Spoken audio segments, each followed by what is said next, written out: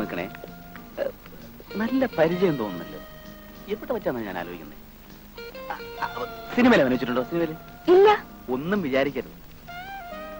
U are very beautiful. Beautiful. Pachi അറിയോ? പാച്ചിയോ? Director Fazil നോക്കത്താ ദൂരത്ത് കണ്ണു നട്ട്. I am friends. കണ്ടപ്പോഴാ ഓർത്തത്. ഫാസിൽ ഇന്നലെയും കൂടെ എന്നെ വിളിച്ചു പറഞ്ഞിരുന്നു അവന്റെ പുതിയ പടത്തിൽ അഭിനയിക്കാൻ ഒരു പെൺകുട്ടി ആവശ്യമുണ്ടെന്ന്. You are okay fit. Cinema നടി എന്ന് പറഞ്ഞാൽ ഇതുപോലെ ഇരിക്കണം. നാദിയ മൊയ്തീൻ അറിയോ? നാദിയ മൊയ്തു അറിയോ സർ? നാദിയ മൊയ്തീനെ ഫാസിലിന് മുട്ടിച്ചു കൊടുത്ത ആരാ? ഞാനാ. ഞാൻ ബാലേന്ദ്രൻ കാർത്തിയെ മുട്ടിച്ചു കൊടുത്ത ആരാന്നറിയോ? ഞാനാ. അതുപോലെ ശോഭന. എത്ര പേര്? താല്പര്യമുണ്ടോ? ഉണ്ട് സർ.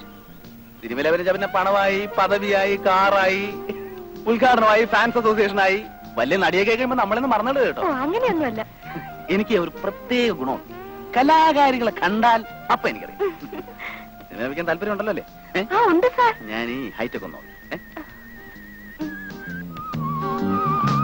കറക്റ്റ്. ഇനി സൈഡ് പോസ് നോക്കിക്കോട്ടെ. Side pose.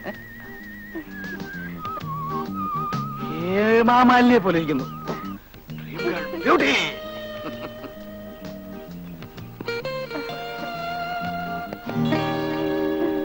സിനിമ അഭിനയായിരിക്കും.